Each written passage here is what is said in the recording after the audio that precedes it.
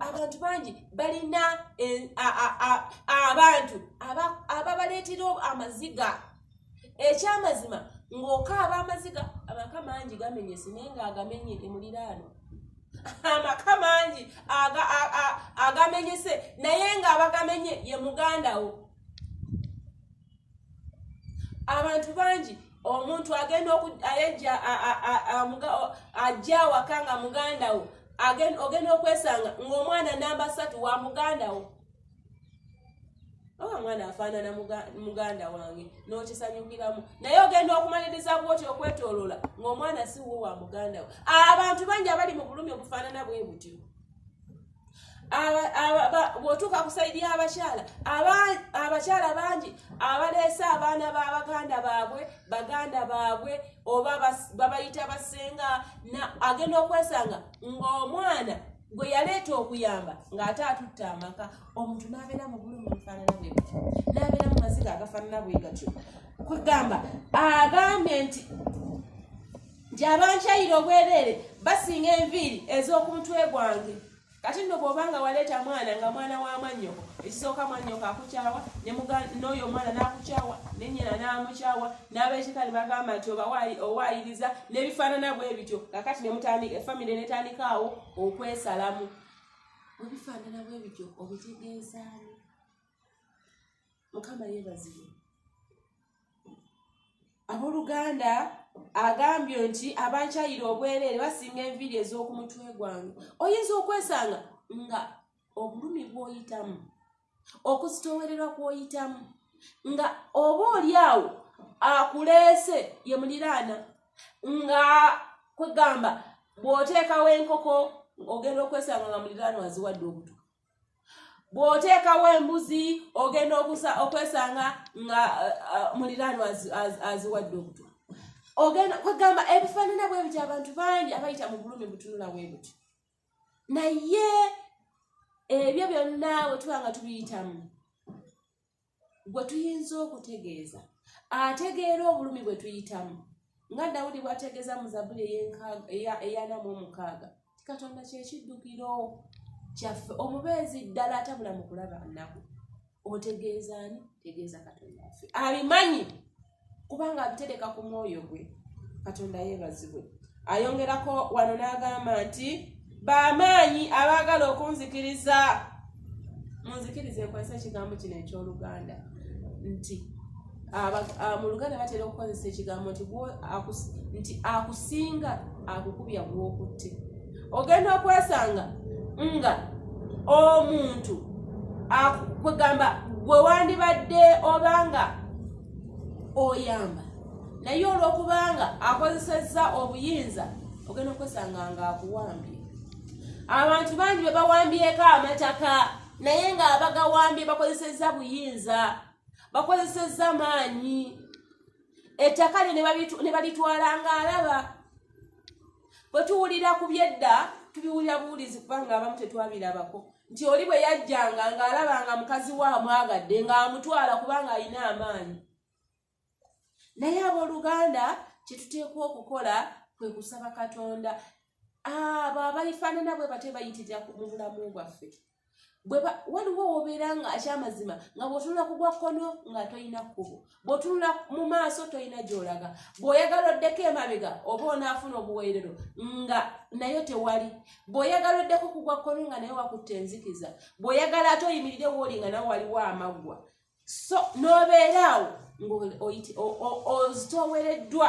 Naye kye twetaaga okukola kwe kusaba Katonda. Abooluganda agambye nti bamaanyi abaagala okunzikiriza, abo abannumba nga bawaayiriza ebyo by'essabba kaakano byensaana okuzzaawo by'essabba. Mu byonna amaziga gaffe tugakaabirire Katonda waffe. Olunyiriri olwokutaano agamba nti ayi Katonda gwe omanyi obusirusiru bwange n'okwonoona kwange tekukisibwa wooli. Ayongera okwewaayo eri Katonda. Waliwo obeera mu bulumi n'ogamba Mukama nazza gwaki? Yesu bwe yali ng'akaaba ng'ayolekedde ekiseera ekyali kizitowa ennyo mu bulamu bwe, yagamba nti kitange kiba nga kiyinzika ekikompe kino kinveeko. Kwegambanga naye alina obulumi bwakola ki? Alina walabanga ekyamazima atendewereddwa nga yeebuuza kino kye neetisse ensibuko yaakyo kiki? Mukama bw'obanga kiyinzika nga si musango gwange, omusango gwandibadde gunzigibwako. Obulumi buno bwandibadde bunzigibwako. Emirundi mingi abantu babeera mu ddwaliro oba nga bali mu maka nga bali ku ndiri. Yagamba lwaki Mukama tonzita? Nazza bwaki? Obutanzita ate nga tomponyezza. Mukama yeebazibwe.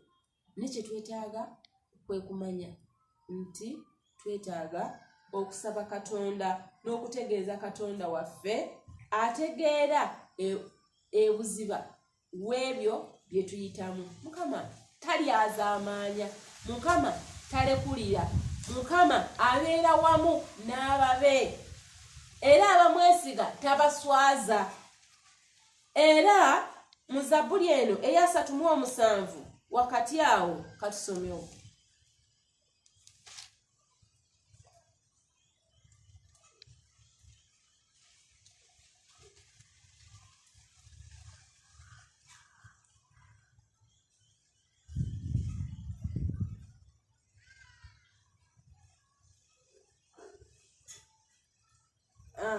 Agamba nti olugendo lwo oluyilingisizenga ku Mukama, era weesigenga oyo naye anaakuyambanga.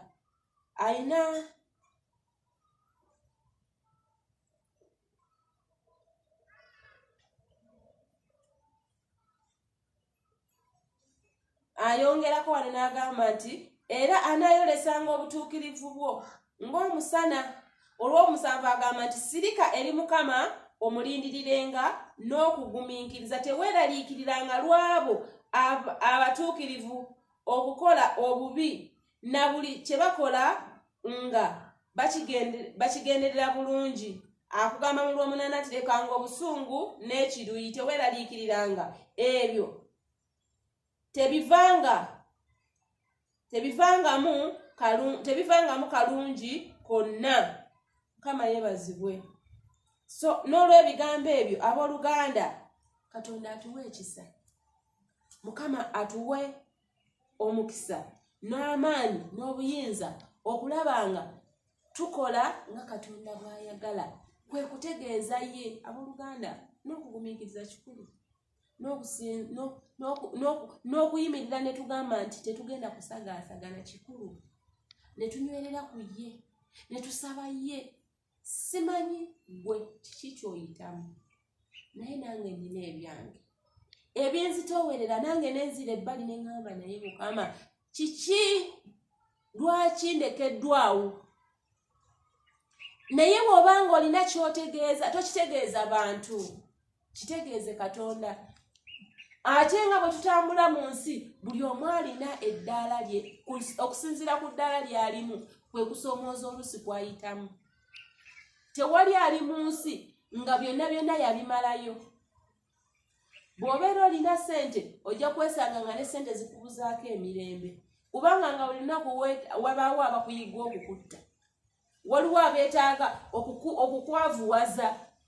Kwegamba ng'oli naawe ku bunkenke olwa ssente zo ze weekoledde mu ntuuyo zo.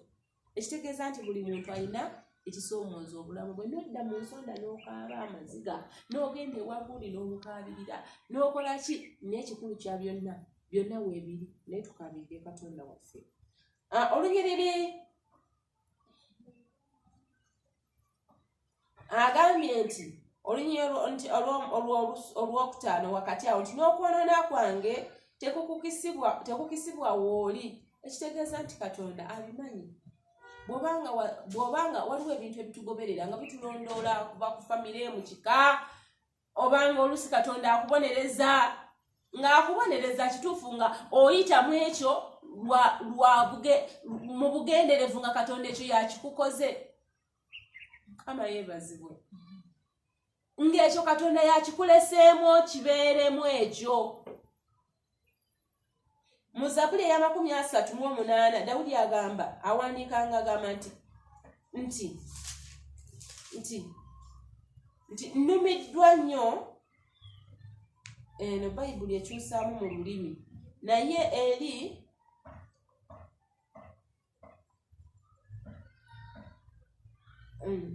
nti kale nno weesibe ekimyu ng'omusajja nkubuuze naawe onziremu. Nti awo Mukama n'alyoka addamu Zabbuli eya 38 Zabbuli eya 38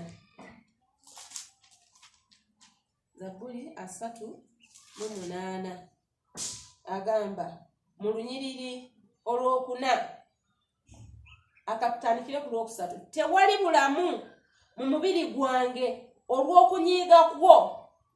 Katonda nga munyiivu, ng'olaba obulamu bukendeera buggwererera, oba bizinensi ng'olaba eseebengerera ng'eggwerera. Omubiri gwange gwonna gulwadde olw'ebibi byange, nga bibi byo bye bikulwazizza. Agamba nti nzitoowereddwa ebibi byange biri ng'omugugu omuzito ennyo. Olunyiriri olwokutaano mbadde njagala nnyo tulutuukeko nti ebiwundu byange biwunya era bivunze olw'obusirusiru bwange. Yo kyembadde njagala tutuukeko nti olw'obusirusiru bwange, ng'okaaba amaziga naye ng'ekikukaabya busirusiru bwo. Oyinza okuba nga bakugambye nti Nairobi waliyo omulimu, ng'olina amaka, oli mukyalo, oli mu maka, omwami agula emmere, aweerera abaana, azimbye ennyumba, naye nga kikukaabya mulimu.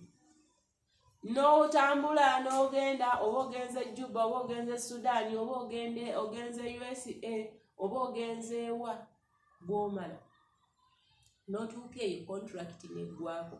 Ogenda okudda nga mu nnyumba baawasadde omukazi omulala. Kwegamba n'otandika ate okukaaba, omulimu guweddewo, amaka gaweddewo, ng'oli mu busirusiru bwo. Tewasooka kuwaayo muwendo kwebuuza nti naye ze nkola zaaki. Ye bwe nkola wano, bwe nnoonyeza wano, nga bwe nkuuma abaana, bwe nkuuma amaka, what harm is in that? Emirundi mingi etukola ebintu naye nga tetusoose kwongera kufumiitiriza mu buziba, nga n'otandika okukaaba amaziga lwa busirusiru bw'okugamba amaka baagatwala, amaka baagatwala, niba busirusiru. So Dawudi yali agamba nti nnumwa olw'obusirusiru bwange.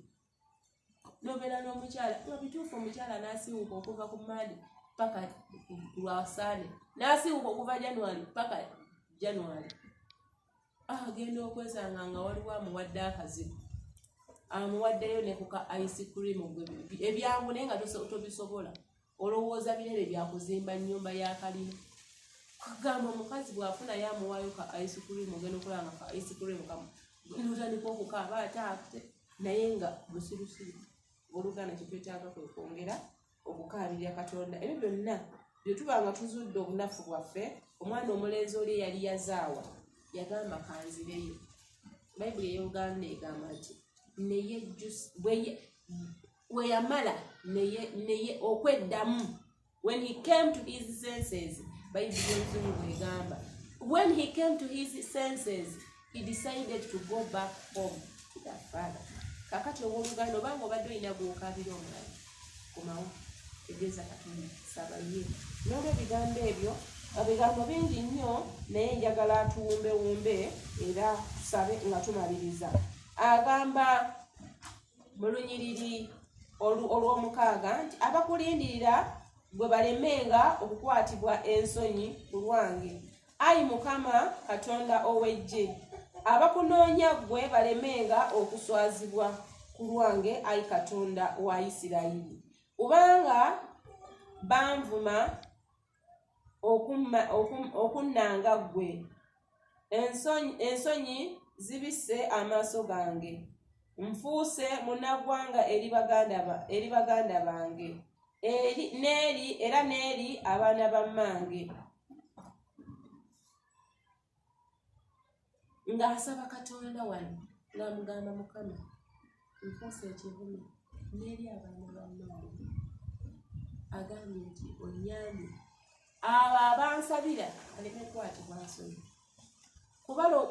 kulowoozesa bali abanneegulumirizaako okulowooza nti Katonda gwensinza alaba eri abo abakyukidde Katonda. Nange okusaba kwange kuli bwe kuti nti abakulindirira gwe balemenga okukwatibwa ensonyi ku lwange. Ayi Mukama Katonda ow'eggye, gwe akoola Katonda, naawe nze nkusabira